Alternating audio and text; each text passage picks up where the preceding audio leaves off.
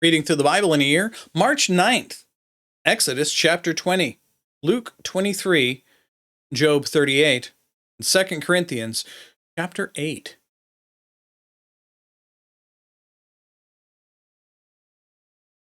So we talked yesterday about how this is a touchstone moment, not only for the people of Israel, but for all the people who live on the earth. When God came down and spoke audibly in the presence of a people.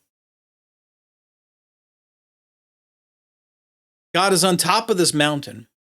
He's already warned Moses, telling nobody's allowed to even come up or touch the foot of the mountain.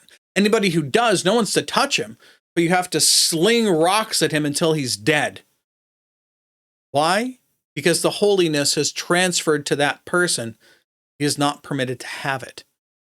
But it is the responsibility of the people to cleanse themselves from the one who has done this wrong. God has already spoken through Moses and told the people that they must keep all of his commandments that he's going to give them. And they said, we will keep all of them, before they even heard what they were. The same people who had repeatedly rejected God and were, the minute that things got a little hard or they started having struggles, instead of going to God and asking, please help us with this thing, they accused God and really accused Moses of allowing God to lead the people out to the middle of nowhere so that they could just die of thirst in the desert.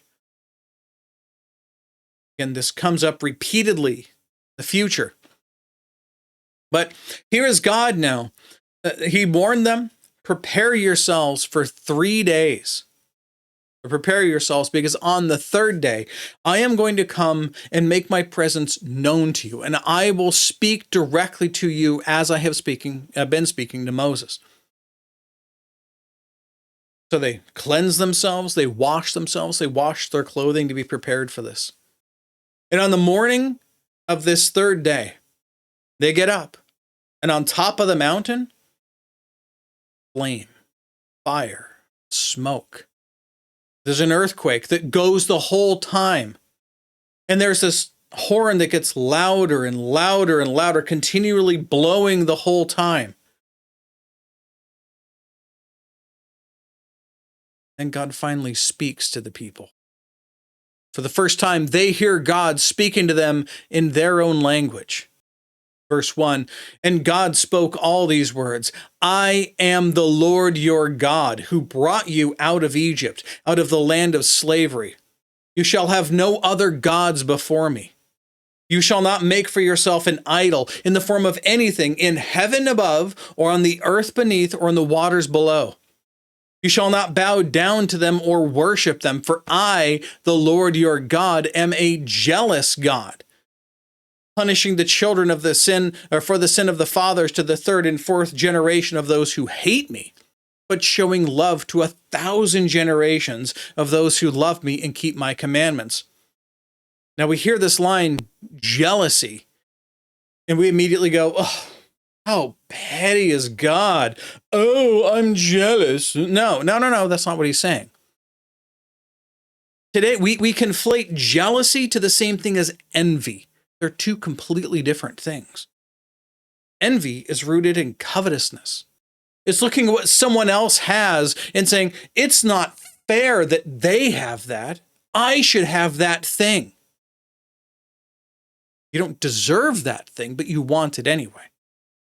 So much so that you attack other people because you don't have those things. Jealousy, on the other hand, is where someone else has something that belongs to you. Maybe you're a married man, and your wife is getting a little bit colder, a little bit more distant.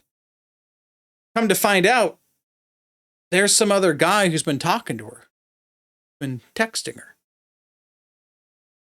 He's been sending her DMs, giving her the attention that she thinks she deserves. And now she's giving him the emotional attention that belongs to you. You have every right to be jealous of that person. He is receiving that which belongs to you. He's creeping in and corrupting her heart and mind, telling her lies so that she'll focus that emotional love and belonging to him rather than you. That is the jealousy that God is speaking about here. He created the universe and everything in it. He created us, you and me, and everything that exists for the purpose of creating our solar system, well, our galaxy, and then our solar system, and then our planet. For the reason that he was creating it to be inhabited. So that he would create humanity. So we would look up in the stars at night and we would see all of the manifold wisdom and beauty of God and all the things that he has done. And he does this to drive us back to him. We were created to glorify God through obedience to him. But instead, just as we read in the book of Romans, or the letter to the Romans, said we worship the sun, the moon, and the stars. We make idols of things that we worship instead of him. We're given good gifts from him, but we worship the things themselves. Is God not right to be jealous? And he gives all these good things to you, and you worship the thing itself? For those of you who have children, you've seen this yourself. Your children ask and beg for something. They've been asking for this gift you're going to give them for Christmas since April. Every week they keep asking for the same thing, and you think you're doing a good thing by giving it to them, and you finally give them this thing that they've been begging for. Never see them again. You're off just playing with this thing itself.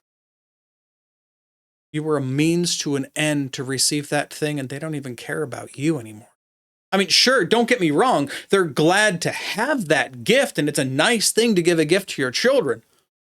But when they take that gift you've given them, and all of the love and affection you had before is replaced with their devotion to this thing, isn't it right to be jealous? The attention they're giving to that toy, whatever it happens to be? The same thing shown here.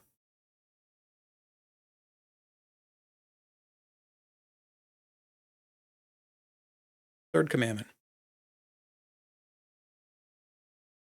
You shall not misuse the name of the Lord your God, for the Lord will not hold anyone guiltless who misuses his name. Another way to say this is you shall not take the name of the Lord your God in vain. There are differing views on this. The cursory view is simply that. Don't say Lord or don't say, oh my God, when you find the cutest pair of shoes. But is that really what he's talking about here? Other translations read it as follows: do not take the name of the Lord your God in vain. What is it that these people are doing? They said, yeah, we're the people of the God of Abraham and Isaac and Jacob. But they're accusing God of horrific things, of purposely leading them out to kill them, of wanting to starve them, of wanting to have them die of dehydration. Does God not know that you need these things? But instead of trusting in him to deliver them, they just use it to accuse him and attack him. When you get married, your wife takes your name. She becomes such a part of your family that not only does her name replace, so does your name, does your last name replace her last name, but now she has become such an integral part of the family that she can make decisions on behalf of that family. She is an equal partner in this relationship. She has taken the name, your name, to herself. It's a covenant relationship with them. I've talked before about the term name as well. Remember what name means. It's the character, it's the nature, it's the reputation that comes with that name. Again, if I'm working on something for work, and if I can't go into the office to go get something, I might send you to go in my place to get it. You're going to get there and they're going to stop you at the guard desk and they'll be like, who are you and why do you think you can come in? And you're going to tell them, well, I'm here on behalf of Ian. He sent me. I need to go get something from his desk because of the work he's doing. And they will call me and they will validate that I said it's okay and that I personally sent you. And no longer because it's simply you who shows up at my office, but because you are my representative. You're there in my name. That guard will then leave his post and escort you to my desk to get whatever it is I need so that you can race it back to me so I can continue doing what I'm doing. This is what it means to take the name of somebody. That is the name we're speaking of. So when you call yourself a Christian, call yourself a Jew, Jesus, even think about the way that he responded to those who were the religious leaders, those who most outwardly were taking the name of Yahweh to themselves. They were the most outward representatives of Yahweh to all of the people. These are the people who wore their devotion to God outwardly in everything they said and did. And God constantly had terrible things to say about them because of their hypocrisy. That is what we're speaking of. It's not merely just saying, and I've had this discussion with many people, that certainly is part of it. But I don't know if you know this, but God's name isn't Lord. It isn't God. The closest name we could possibly come to is Jehovah, which has been translated into Yahweh, YHWH, known as the Tetragrammaton. That's what we come to for our understanding of the name of God. But what it means is to take the character of God, the nature of God, the reputation of the God of Abraham and Isaac and Jacob, and Jesus, his Christ, his anointed Messiah who was sent, to take that to yourself and to live like the devil, to live like anyone else on this planet. I said it before. If Christianity were outlawed tomorrow,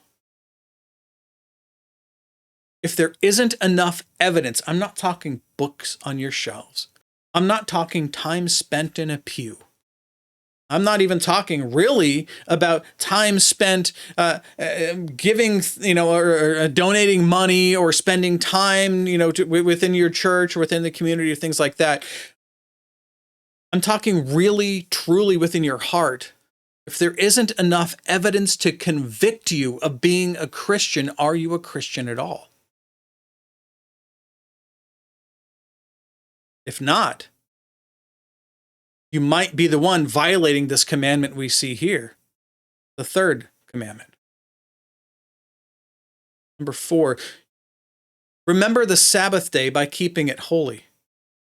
6 days you shall labor and do all your work, but the seventh day is a Sabbath, the rest to the Lord your God.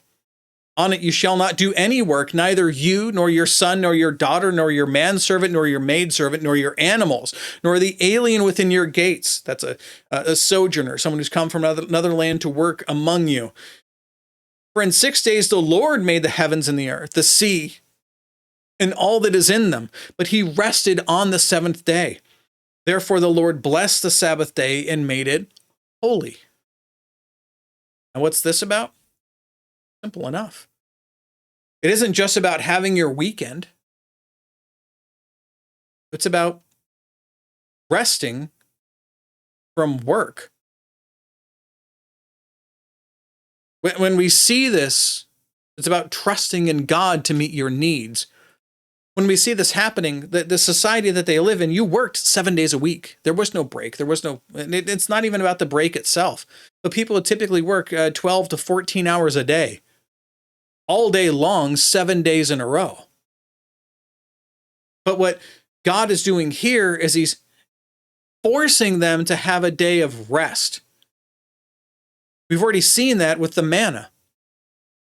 They would only collect enough food for that very specific day, teaching them to rest and to trust in God to meet all of their needs.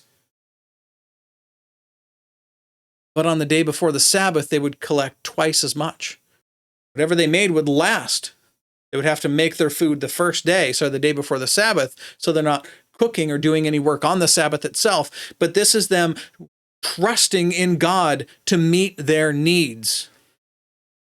That's a weekly test of their faith, that they should stop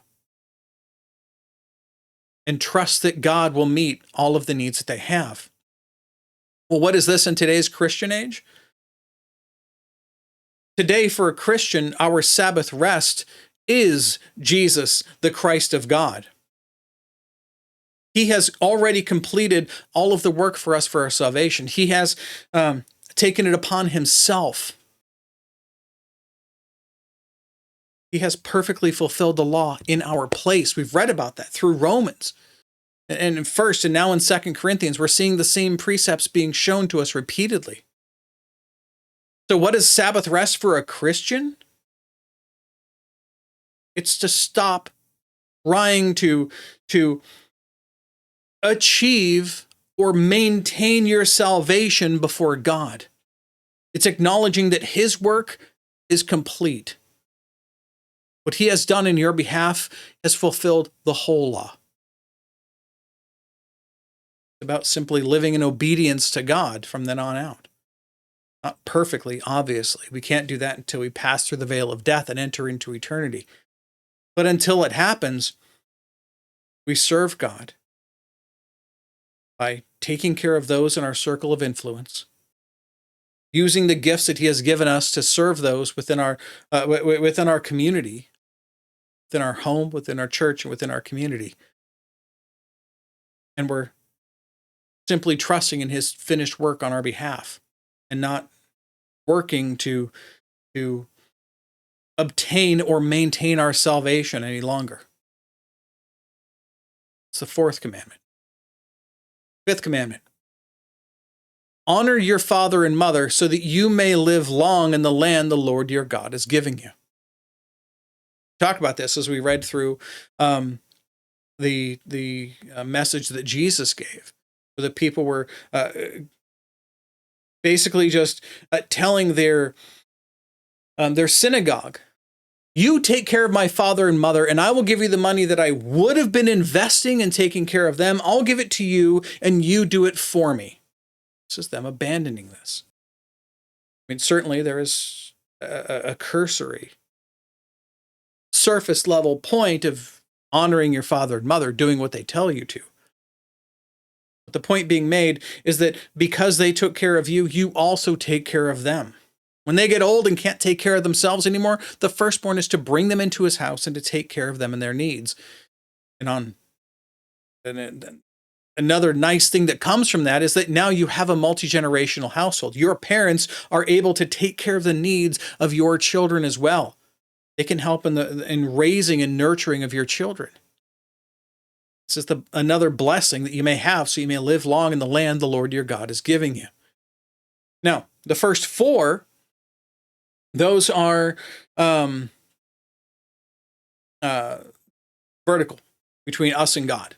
Right? Physically vertical, between us down here and God above. That's the vertical law. The rest of these are all horizontal. These are how we treat and take care of other people among us. The first one stays within our family. Honor your father and mother.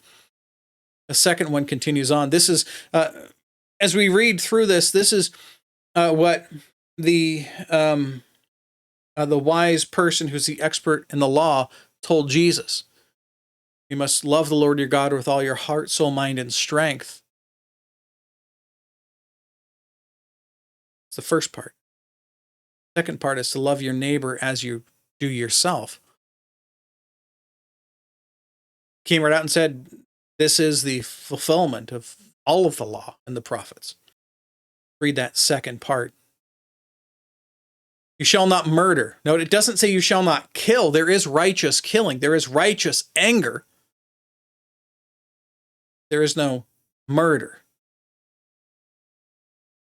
Verse 14, you shall not commit adultery. We went over this when we talked about this in the beginning of the Beatitudes, not Beatitudes, but in the beginning of the Sermon on the Mount in Matthew chapter 5. You shall not steal.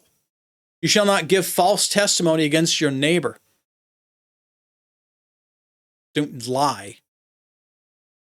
And you shall not covet your neighbor's house. You shall not covet your neighbor's wife or his manservant or maidservant or his ox or donkey or anything that belongs to your neighbor. This is covetousness. That's what we talked about before. This is the heart of envy. It's looking at something that God has given someone else and going, that's not fair. I deserve that. It's not looking at a nice car down the street and going, I'm going to save up. And I like that car a lot. I'm going to work extra hard. I'm going to put some money aside. I'm going to save up. I'm going to buy one just like that. That is not envy. That is not covetousness. But when you look at your neighbor and you say, that's not fair, you deserve that. That is the heart of covetousness. We have the 10 Commandments. Verse 18, when the people saw the thunder and lightning and heard the trumpet, and they saw the mountain and smoke, they trembled with fear. And they stayed at a distance and said to Moses, you speak to us yourself, and we will listen, but do not have God speak to us, or we will die. We talk about the fear of the Lord. You'll have people say, oh, fear of the Lord is just having an utmost respect for who he is. No! He is the creator of all things living. Every single thing you have, your life, your children's lives, all of these are in the hand of God. At any moment, he could take it away. And he wouldn't be wrong to do so.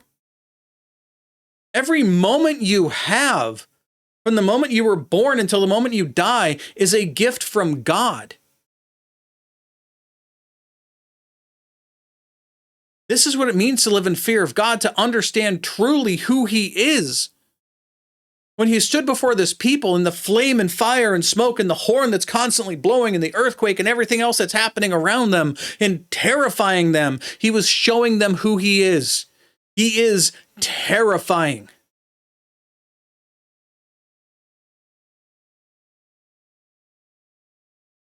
Every time an angel in Scripture, as we'll read through, appears before people, the first thing they say is, peace be to you.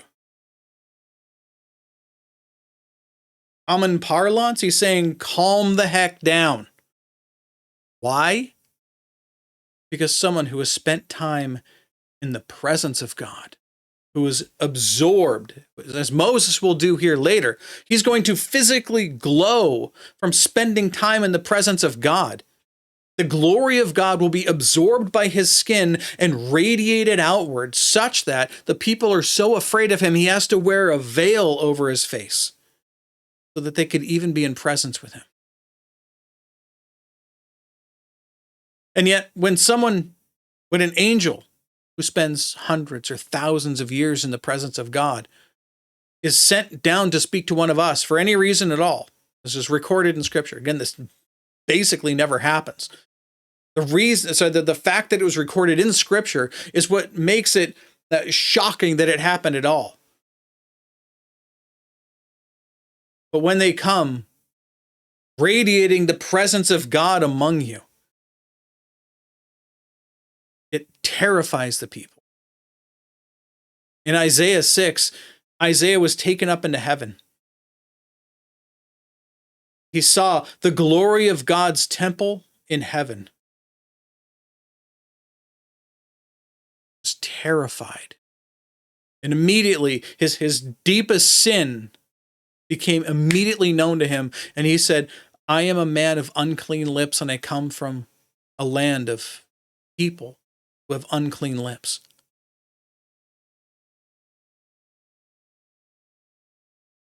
This is what it means to be in the presence of God. And they were rightly, truly terrified. They're responding now exactly as they should be. They will still reject God. You'll see. Verse 20, Moses said to the people, do not be afraid. God has come to test you so that the fear of God will be with you to keep you from sinning. Remember that line. The people remained at a distance while Moses approached the thick darkness where God was. Then the Lord said to Moses, tell the Israelites this, you have seen for yourself that I have spoken to you from heaven. Do not make any gods to be alongside me. Do not make for yourselves gods of silver and gods of gold. Make an altar of earth for me and sacrifice on it your burnt offerings and fellowship offerings, your sheep and goats and your cattle. Wherever I cause my name to be honored, and I will come to you and bless you. If you make an altar of stones for me, do not build it of dressed stones, for you will defile it when you use a tool on it. And do not go up to my altar on steps, lest your nakedness be exposed on it. We see this, we hear this, yet we see people like Catholics have grand cathedrals with everything bathed in gold, and there's idols of all signs around them. Did God change? No. Luke 23.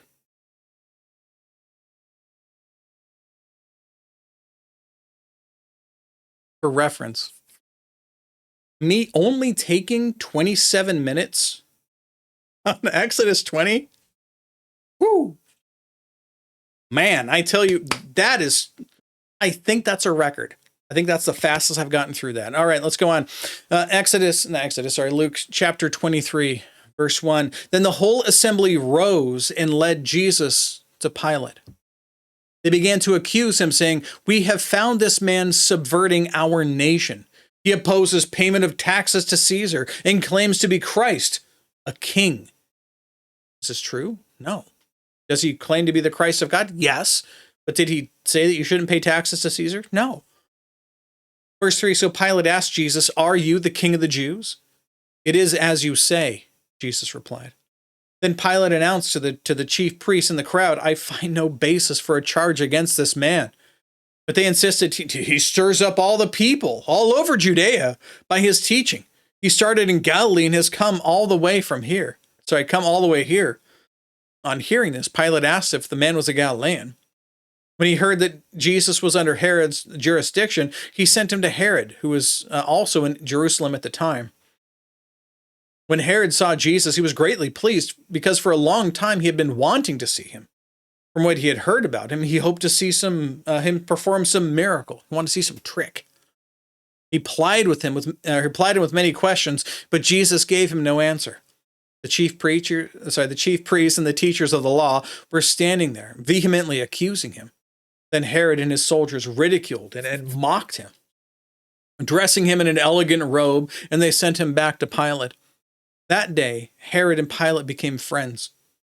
Before this, they had been enemies. Pilate called together the chief priests, the rulers, and the people, and said to them, you brought me this man as one who was inciting the people to rebellion. I have examined him in your presence and have found no basis for your charges against him.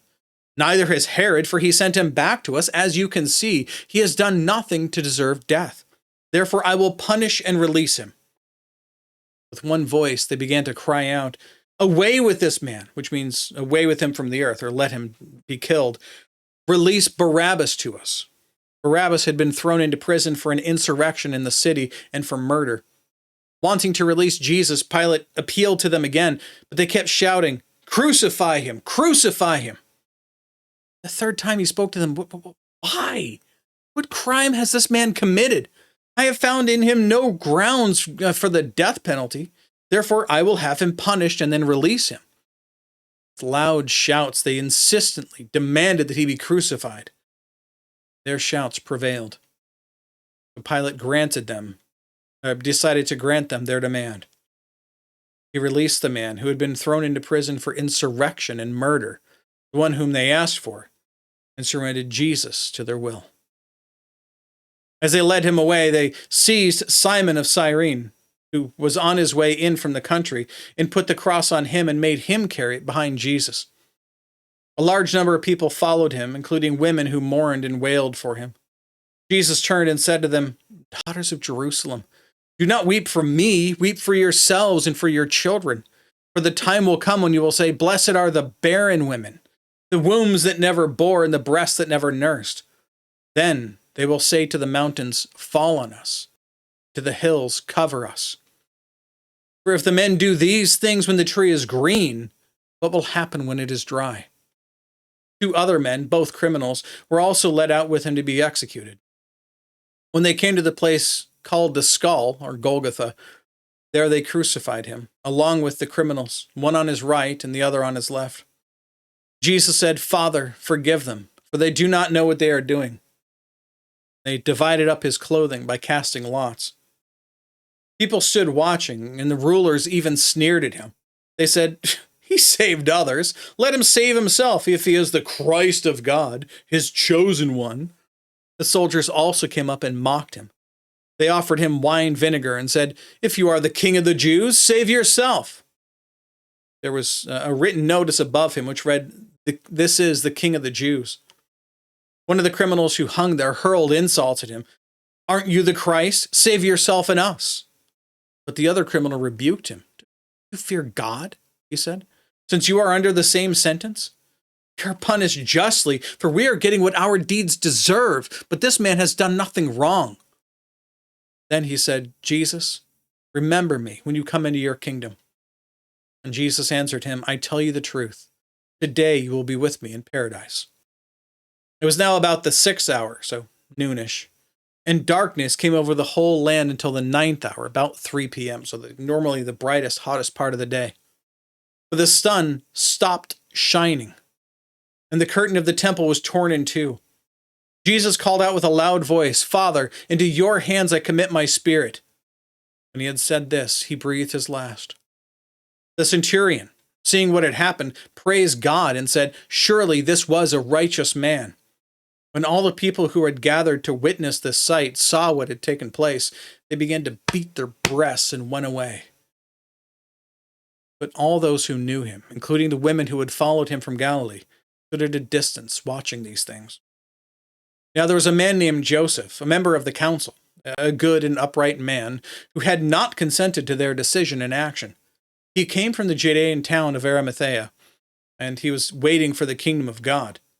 Going to Pilate, he asked for Jesus' body, took it down, wrapped it in a linen cloth, and placed it in a tomb cut in the rock, one in which no one had yet been laid. It was the preparation day, and the Sabbath was about to begin. The women who had come with Jesus from Galilee followed Joseph, saw the tomb, and how his body was laid in it. Then they went home and prepared spices and perfumes, but they rested on the Sabbath in obedience to the commandment. Now Job 38.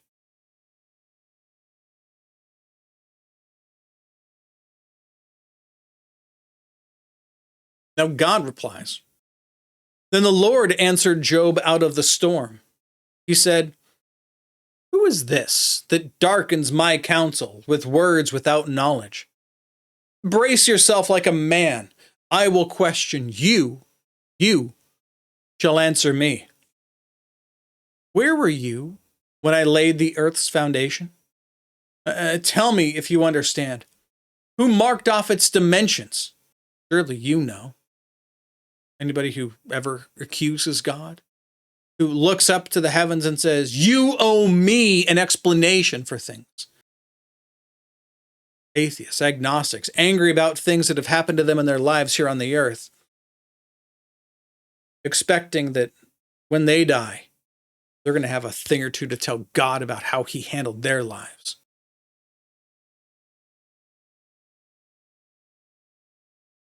If that was you, or God saved you, remember those same thoughts as we continue to read through this as God would likely respond to you. Continuing. Who marked off its, as in the earth's, dimensions? Surely you know. Who stretched a measuring line across it? Or on what were its footings set? Or who laid its cornerstone?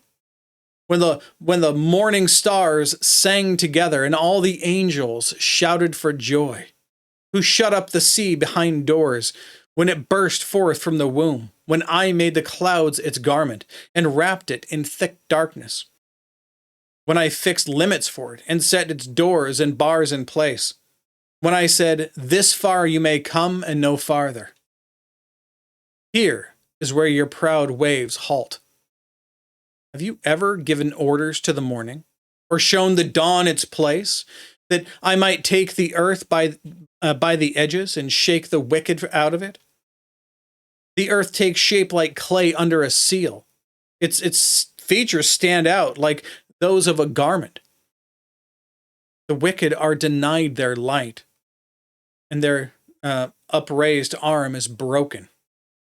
Have you journeyed to the springs of the sea, or walked in the recesses of the deep? Have the gates of death been shown to you? Have you seen the gates of the shadow of death? Have you comprehended the vast expanses of the earth? Tell me if you know all this. What is the way to the abode of light? Where does darkness reside? Can you take them to their places? Do you know the paths to their dwellings? Surely you know, for you were already born. You have lived so many years. Have you entered the storehouses of the snow, or seen the storehouses of the hail, which I reserve for times of trouble, for days of war and battle? What is the way to the place where the lightning is dispersed, or the place where the east winds are scattered over the earth? Who cuts a channel for the torrents of rain and a path for the thunderstorm? To water a land where no man lives, a desert with no one in it. To satisfy a desolate wasteland and make it sprout with grass. Does the rain have a father? Who fathers the drops of dew? From whose womb comes the ice? Who gives birth to the frost from the heavens? When the waters have become hard as stone, when the surface of the deep is frozen? Can you bind the beautiful Pleiades? He's talking about the constellations. Can you loose the cords of Orion?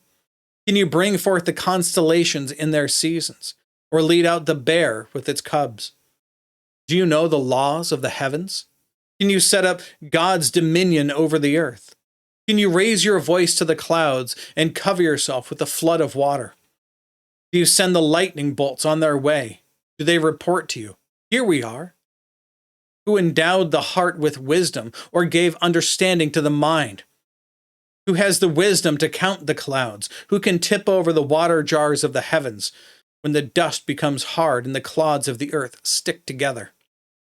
Do you hunt the prey for the lioness and satisfy the hunger of the lions when they crouch in their dens or lie in wait in a thicket? Who provides food for the raven when its young cry out to God and wander about for a lack of food?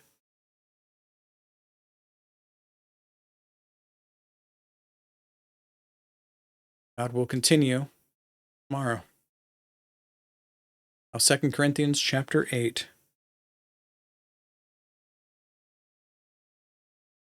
Paul continues, and now, brothers, we want you to know about the grace that God has given the Macedonian churches. Out of the most severe trial, their overflowing joy and their extreme poverty welled up in rich generosity. For I testify that they gave as much as they were able, and even beyond their ability, entirely on their own. They urgently pleaded with us for the privilege of sharing in the service to the saints. They did not do as we expected, but gave themselves first to the Lord and then to us in keeping with God's will. So we urged Titus, since he had earlier made a beginning, to bring also to completion this act of grace on your part. But just as you excel in everything, in faith, in speech, in knowledge, in complete earnestness, and in your love for us, see also that you excel in this grace of giving.